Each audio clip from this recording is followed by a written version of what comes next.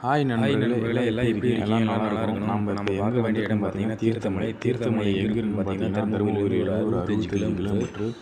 அரூருக்கு அடுத்தபடியாக எல்லா ஊர் மக்களும் வருவார்கள். ஏன்னா சிறப்பு வாய்ந்த கோயிலோட ஸ்பெஷல் என்னவென்றால் பழமை வாய்ந்த கோயில் மலை. இந்த கோயில் சாமி மலை உச்சியில் இருக்கிறது. சாமி தரிசிக்க மலையை தான் தரிசிக்க வேண்டும். அதோட ஸ்பெஷல் என்னவென்றால் இந்த கோயில் மிகவும் மலை உச்சியில் சிறப்பான அம்சம் தீர்த்தம் என்பது இந்த தீர்த்தம் புனிதத்தலத்தோடு ஒன்றாக கருதப்படும் பழமையான தீர்த்தத்தில் ஒரு தீர்த்தமாகும். இந்த தீர்த்தம் தீர்த்தம் என்பது நமக்கு கிடைத்தால் மன கஷ்டம் புண்ணியம் என்று சொல்வார்கள். போன்ற பிரச்சனைகளாம் தீர்க்கக்கூடிய ஒரு நம்பிக்கையுடைய சொல்வார்கள். ஒரு தீர்த்தமாகும்.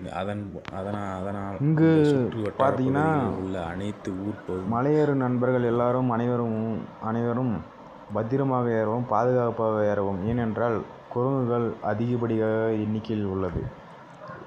ஏன்னா காட்டுக்குள்ளே தான் நடந்து போகணும். இது பார்த்திங்கன்னா மேலே ஏறும்போது கையில் எந்த பேகு பையு நீங்கள் எந்த பொருள் வச்சுருந்தாலும் வந்து பிடிங்கிட்டு போயிடும். பார்த்து பத்திரமா ஏறுங்க. சேஃப்டியாக ஒரு கோல் ஒன்று வச்சுக்காங்க. இப்போ பார்த்திங்கன்னா நான் மலை ஏற்றிருக்கேன். மாறுவோர் கொஞ்ச நேரம் தான் ஆகும். இது கல் பார்த்திங்கன்னா ஒரு நம்பிக்கை. நாம் வந்து இது மாதிரி அடுக்கி வச்சிங்கன்னா ஒரு நடக்கும்னு ஒரு நம்பிக்கை. ஸோ அதெல்லாம் கோயிலுக்கு மேலே வந்துட்டுங்க. மேலே படிக்கிட்டு ஏற்றுங்க. இப்போ இதுதான் கோயில் முன்னாடி என்ட்ரன்ஸ். இப்போ வந்து கோயில் வேலை நடந்துகிட்டு இருக்குது. அதனால் கொஞ்சம் எல்லாம் இடம் சிக்கனமாக இருக்குது. இப்போ நம்ம நேரடியாக நாகர்கோயில் அப்படியே பார்த்தீங்கன்னா நேராக இப்போ தான் அந்த தீர்த்தம் சொன்னீங்கன்னா அந்த தீர்த்தத்துக்கு போயிட்டு இருக்கோம். போனோம்னா அங்கெல்லாம் வேலை செஞ்சுட்டு இருக்காங்க. அங்கே வந்து அந்த பைப்பு போட்டு தீர்த்தம் பைப் வழியாக விடுறாங்க.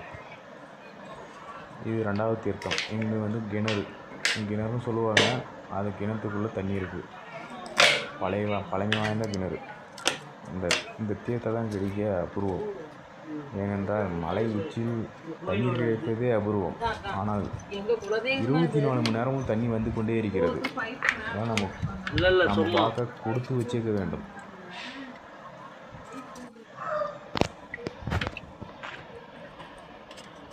பாருங்கள் மலை எப்படி இருக்குன்னு. கோயில் வேலை நடந்து கொண்டே இருக்கிறது.